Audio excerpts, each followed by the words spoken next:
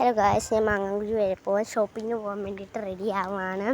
അപ്പം എല്ലാവർക്കും good morning. അപ്പം ആദ്യം തന്നെ ഞാൻ പൗഡർ ഇട്ട് കൊടുക്കുന്നുണ്ട്. അപ്പം പൗഡർ ഇട്ട് കൊടുക്കാം. പിന്നെ ഞാൻ ഷോപ്പിങ്ങിനാണ് പോകുന്നത്.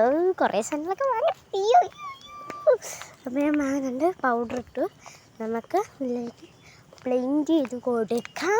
ഫൗണ്ടേഷൻ എല്ലാം തീർന്ന്, അതുകൊണ്ട് കടയിൽ പോകുന്നത് അതിനാണ്, ഞാൻ അതൊക്കെ വാങ്ങാനാണ്. അപ്പം ഞങ്ങളിപ്പം വീട്ടിലൊക്കെ വന്നു, എല്ലാ സാധനങ്ങളും വാങ്ങിച്ച കാര്യങ്ങളൊക്കെ പറയുന്നുണ്ട്. പിന്നീട് ഞാൻ ഉടുപ്പിടാൻ മറന്നുപോയി. അത് വേറൊരു സത്യം. ഞാൻ ഉടുപ്പിടാൻ വേണ്ടി ഞാൻ പോയി, ഷൂ എന്ന് പറഞ്ഞ് പോയി പെട്ടെന്ന് ഉടുപ്പിട്ടിട്ട് വന്നു. അത് കഴിഞ്ഞപ്പോഴാണ് പൊട്ടിൻ്റെ കാര്യം ഓർത്തു പോയി. പിന്നെ പൊട്ടൊക്കെ തൊട്ട് സെറ്റായി.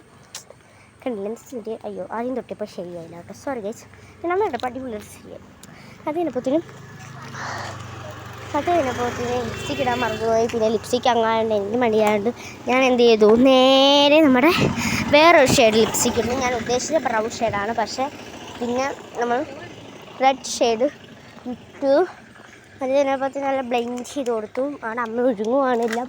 അമ്മയ്ക്ക് അവിടെ സാരി കൊടുത്ത് റെഡി ആവണം. അപ്പം ഞാൻ മുടി കെട്ടാൻ പോവുകയാണ്. മഞ്ഞ സീപ്പ് കണ്ട ആദ്യം തന്നെ മഞ്ഞയാക്കണ്ട കേട്ടോ, ഞാൻ മുടി കെട്ടാൻ വേണ്ടിയിട്ടാണേ. അങ്ങനെ മുടി കെട്ടാൻ ഞാൻ എടുത്തു മഞ്ഞച്ചി. ഇങ്ങനെ മുടി അഴിച്ചിട്ടപ്പോഴാണ് എന്നെ കരിങ്കാളി പോലെ തോന്നിയത്. പച്ച ഉടുപ്പും കരിങ്കാളിയും എങ്ങനെയുണ്ട്? അത് ശേഷം ഞാൻ ഇപ്പം നിലവിൽ അങ്ങനെ മുടി കെട്ടാൻ വേണ്ടിയിട്ട് എങ്ങനെയാണ് ഞാനിപ്പോൾ സൈഡ് വേപ്പ് ഇട്ടെടുക്കുന്നത്. എല്ലാവരും ചോദിക്കുന്നുണ്ട് എന്തിനാണ് സൈഡ് വേപ്പ്. ഞാൻ സൈഡ് വേപ്പാണ് എടുക്കാറ്. ഞാൻ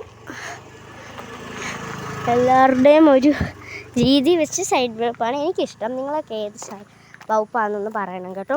അപ്പം ഞാൻ സൈഡ് വകുപ്പാണ് എപ്പോഴും എടുക്കാറ്. നല്ല മുടിയും കിട്ടി.